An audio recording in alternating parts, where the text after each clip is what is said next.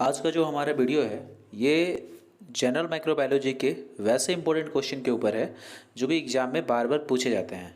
और ये सारे क्वेश्चन के लिए मैं अपने छोटे भाई विजय जी को बहुत बहुत धन्यवाद बोलना चाहूँगा कि वाकई में उन्होंने बहुत ही अच्छे क्वेश्चन आप लोगों के लिए तैयार करके उन्होंने मुझे भेजा है। और इसलिए भेजा है ताकि आपके जो आने वाले जो एग्ज़ाम हैं उसमें आपकी बहुत ज़्यादा मदद हो सके। ठीक है। और ये ऐसे ये क्वेश्चन आपको जितने भी होंगे आपको देख के भी लग जाएगा कि ये सारे क्वेश्चन जो हैं कई बार एग्जाम में रिपीट होते रहते हैं। ठीक है। वो सारे क्वेश्चन यहाँ पे लगभग आपको यहाँ पे मिल जाएंगे। ठीक है। तो चलिए टाइम वेस्ट नहीं करते हैं और स्टार्ट करते हैं पहले क्वेश्चन से। हमारा आज का पहला क्वेश्चन है, father of microbiology is known as. जो फादर ऑफ माइक्रोबायोलॉजी कौन है? तो इसका राइट आंसर हो जाएगा ऑप्शन बी, लुईस पास्चर। ठीक है। चलिए अब नेक्स्ट क्वेश्चन देख लेते हैं। हमारा दूसरा क्वेश्चन है, who discovered the first vaccine. तो फर्स्ट वैक्सीन को किसके द्वारा डिस्कवर किया गया? तो इसका राइट आंसर हो जाएगा ऑप्शन बी, एडवर्ड जेनर। ठीक है। एडवर्ड जेनर के द्वारा पहला वैक्सीन डिस्कवर किया गया। ठीक है। चलिए नेक्स्ट क्वेश्चन है, question number 3, techniques for the isolation of bacteria in pure culture given by. जो बैक्टीरिया को आइसोलेट करने का जो टेक्निक है प्योर कल्चर के द्वारा, तो ये किसके द्वारा दिया गया था?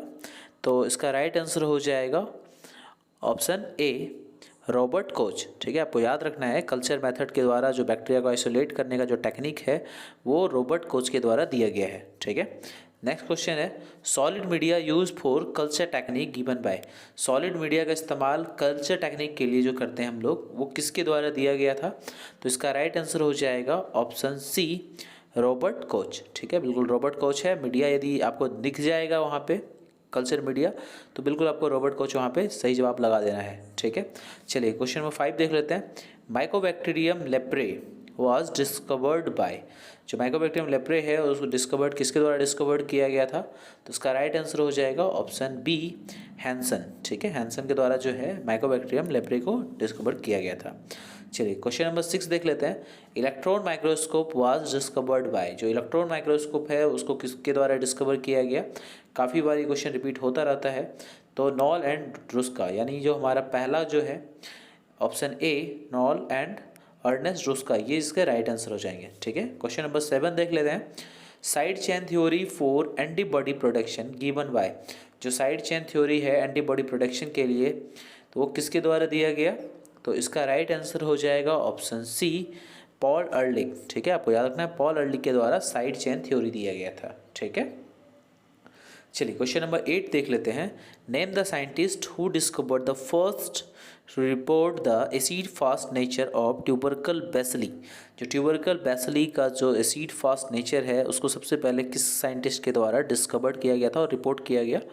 तो इसका राइट आंसर हो जाएगा ऑप्शन डी, पॉल अर्लिक। याद रखना है आपको एसिड फास्ट के बारे में जो है सबसे पहले रिपोर्ट किसके द्वारा किया गया था? ट्यूबरकल बैसिली जो है एसिड फास्ट नेचर का होता है, तो पॉल अर्लिक के द्वारा। ठीक है।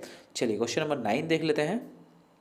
Choose the following which is use for chemical fixation for staining accept.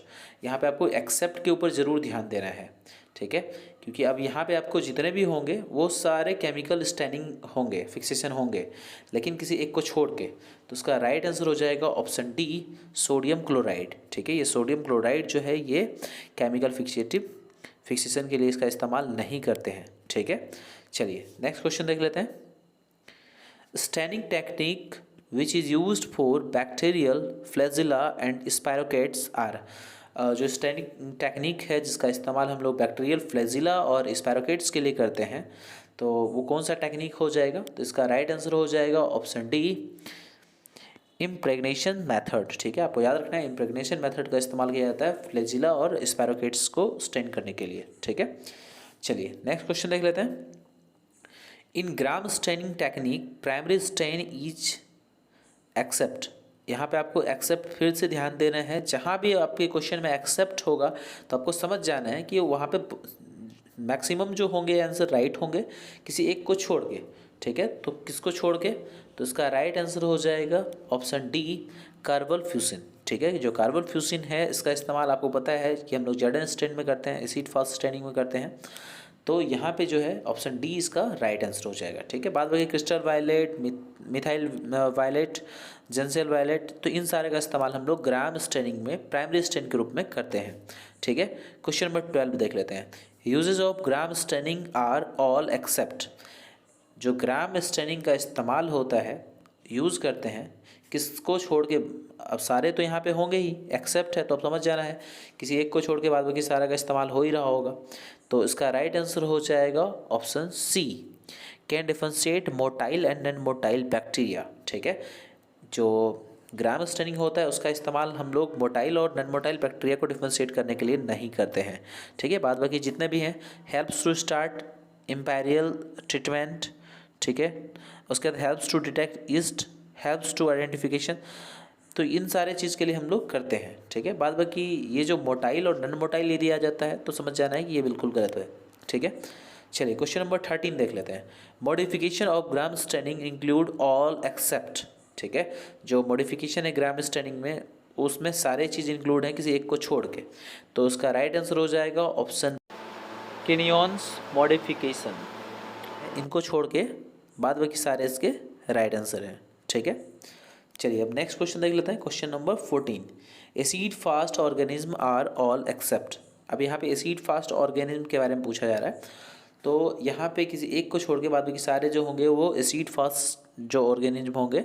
ठीक है, तो 14 नंबर का जो राइट आंसर हो जाएगा ऑप्शन सी, लेगियोनेला नीमोफिलिया। ठीक है, जो लेगियोनेला नीमोफिलिया है ये इसका राइट आंसर हो जाएगा, यानी ये एसिड फास्ट ऑर्गेनिज्म नहीं है। ठीक है, चलिए क्वेश्चन नंबर 15 देख लेते हैं। Demonstration of capsule is done by all except.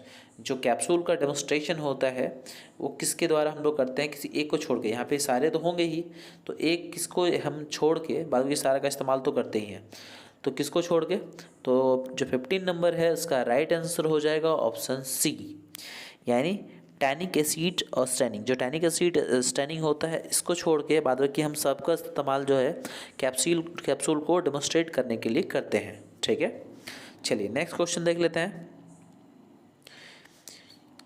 Cuneiform arrangement is characteristics of. जो यूनिफॉर्म अरेंजमेंट होगा वो किसका कैरेक्टरिस्टिक्स है, यानी गुण है, किसका गुण है, तो 60 नंबर का जो राइट आंसर हो जाएगा ऑप्शन डी, कॉर्निबैक्टीरियम डिप्थरी। ठीक है, यानी ये जो है यूनिफॉर्म अरेंजमेंट में ये प्रेजेंट होता है। ठीक है, चलिए नेक्स्ट क्वेश्चन देख लेते हैं, यानी क्वेश्चन नंबर 17 देख लेते हैं। इन bacterial growth curve at what phase total count and behavioral count are flat और same। बोल रहा है जो बैक्टीरियल ग्रोथ कर्व में कौन सा फेज है जिसमें कि टोटल काउंट और विएबल काउंट दोनों या तो फ्लैट होगा या तो सेम होगा। ठीक है, तो उसका 17 नंबर का जो राइट आंसर हो जाएगा ऑप्शन बी, लैग फेज। आपको याद रखना है लैग फेज में क्या होता है कि जो टोटल काउंट है और विएबल काउंट होगा या तो फ्लैट होगा या तो सेम होगा। ठीक है, चलिए क्वेश्चन नंबर 18 देख लेते हैं। Those bacteria which can grow optimally at 37 degree Celsius are come into which category। यानी वैसे बैक्टीरिया जो कि 37 डिग्री टेम्परेचर पे ग्रो करते हैं तो उनको किस कैटेगरी में हम लोग रखते हैं, तो उसका राइट आंसर हो जाएगा ऑप्शन बी, मीजोफिल। मीजोफाइल जो है, मीजोफाइल बैक्टीरिया, इनको हम लोग जो भी बैक्टीरिया जो 37 डिग्री जो ऑप्टिमम टेम्परेचर है उसके ऊपर यदि ग्रो करते हैं तो उसको हम लोग मीजोफाइल कहते हैं। ठीक है, इस कैटेगरी में हम इसको रखते हैं। चलिए क्वेश्चन नंबर 19 देख लेते हैं। Organism that require higher amount of carbon dioxide 5 to 10% for growth are called. यानी जो ऑर्गेनिज्म हैं जिनको हाइयर अमाउंट में कार्बन डाइऑक्साइड चाहिए होता है 5 to 10% ग्रोथ के लिए, तो वैसे जो ऑर्गेनिज्म होते हैं वो क्या कहलाते हैं, तो कौन से बैक्टीरिया हैं यहाँ पे जो दिए गए हैं आपको ये देख लेना है। तो इसका 19 नंबर का राइट आंसर हो जाएगा ऑप्शन ए, कैप्नोफिलिक बैक्टीरिया। आपको याद रखना है कैप्नोफिलिक बैक्टीरिया जो है नाम से भी पता चल जाएगा, सी से कार्बन है तो कैप्नोफिलिक में ये कार्बन सी आ ही रहा है। ठीक है, तो कैप्नोफिलिक जो बैक्टीरिया होते हैं वो हाइयर अमाउंट में कार्बन डाइऑक्साइड यदि प्रेजेंट होगा तो उसमें ये आसानी से ग्रो करेंगे। ठीक है, 5 to 10% कार्बन डाइऑक्साइड में आराम से ये इजीली ग्रो करते हैं क्योंकि इनको हाइयर अमाउंट में कार्बन डाइऑक्साइड रिक्वायर्ड होते हैं। ठीक है, चलिए क्वेश्चन नंबर 20 देख लेते हैं। Fixative used in transmission electron microscope microscopy is, जो फिक्सेटिव इस्तेमाल किया जाता है ट्रांसमिशन इलेक्ट्रॉन माइक्रोस्कोपी के लिए, कौन सा इस्तेमाल किया जाता है? तो उसका राइट आंसर हो जाएगा ऑप्शन ए 2% ग्लूटाल्डिहाइड और ऑस्मियम टेट्राऑक्साइड। ठीक है, तो ये याद रखना है आपको कि जो इलेक्ट्रॉन माइक्रोस्कोपी होता है उसमें 2% ग्लूटाल्डिहाइड का इस्तेमाल करते हैं। ठीक है, या ऑस्मियम टेट्राऑक्साइड का। चलिए क्वेश्चन नंबर 21 देख लेते हैं। Type of light in dark field microscope that reaches the observer eyes. तो कौन से टाइप का जो लाइट है डार्क फील्ड माइक्रोस्कोप में जो कि जो ऑब्जर्वर होता है उनके आइज तक पहुंचता है?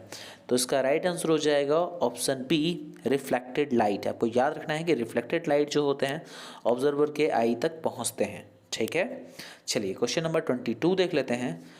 Scanning electron microscope is most often use to reveal. जो स्कैनिंग इलेक्ट्रॉन माइक्रोस्कोप होता है उसका इस्तेमाल प्राय किसके लिए करते हैं, किस चीज़ को देखने के लिए? तो उसका राइट आंसर हो जाएगा ऑप्शन ए सरफेस स्ट्रक्चर। जो सरफेस स्ट्रक्चर होता है उसको हम देखने के लिए स्कैनिंग इलेक्ट्रॉन माइक्रोस्कोप का इस्तेमाल करते हैं। ठीक है, चलिए क्वेश्चन नंबर 23 देख लेते हैं।